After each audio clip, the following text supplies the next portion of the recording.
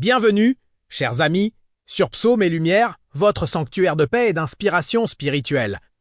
Aujourd'hui, nous allons plonger ensemble dans l'un des plus magnifiques chants de louange de toute la Bible.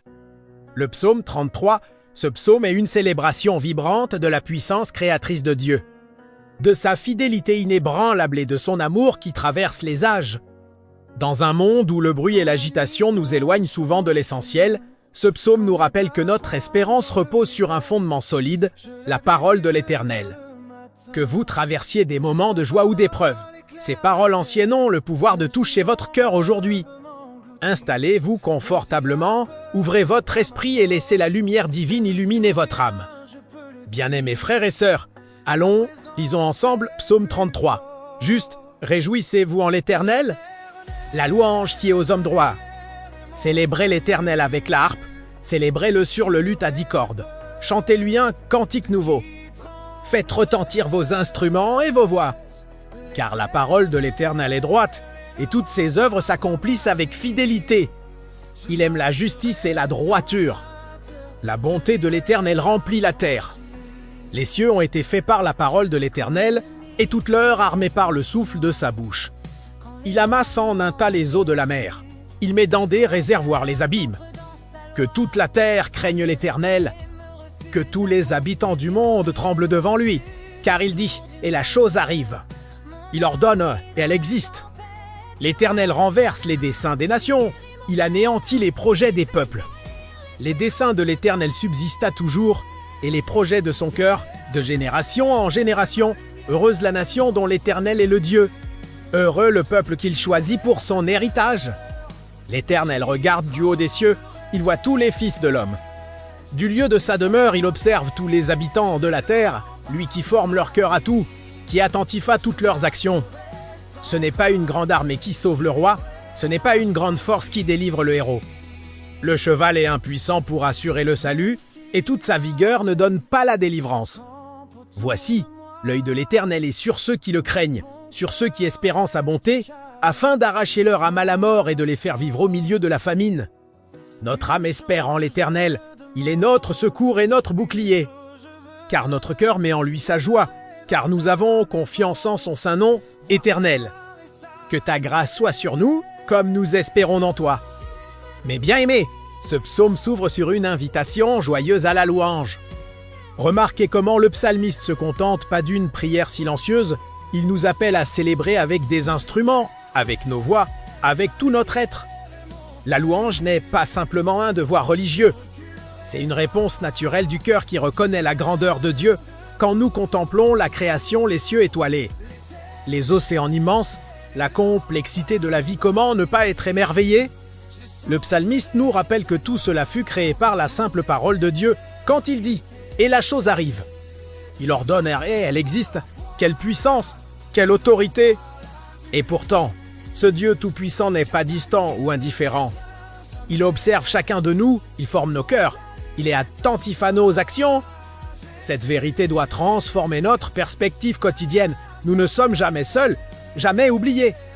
Le Créateur de l'univers s'intéresse personnellement à vous, à vos luttes, à vos rêves, à votre destinée.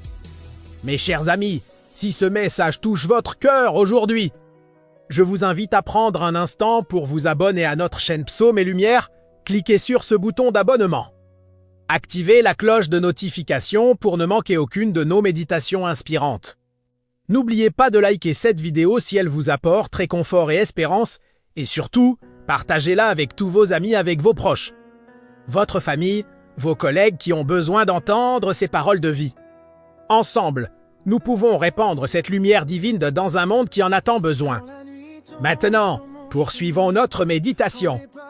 Bien-aimés, le psaume nous confronte ensuite à une vérité essentielle, nos forces humaines sont limitées.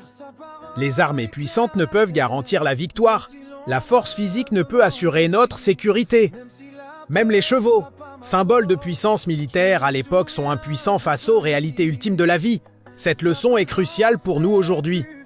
Nous vivons dans une société qui glorifie l'autonomie, la performance, l'accumulation de richesses et de pouvoir. Mais le psalmiste nous dit « Tout cela est fragile, tout cela peut s'effondrer ». La véritable sécurité, la paix authentique, ne se trouve qu'en Dieu. Voici, l'œil de l'Éternel est sur ceux qui le craignent, sur ceux qui espèrent en sa bonté. Remarquez ce contraste magnifique. Alors que les nations comptent sur leurs armées, ceux qui craignent Dieu sont protégés par son regard attentif. Ce n'est pas l'absence d'épreuves qui nous est promise, mais la présence constante de Dieu au milieu de ces épreuves. Il peut arracher notre âme à la mort et nous faire vivre au milieu de la famine.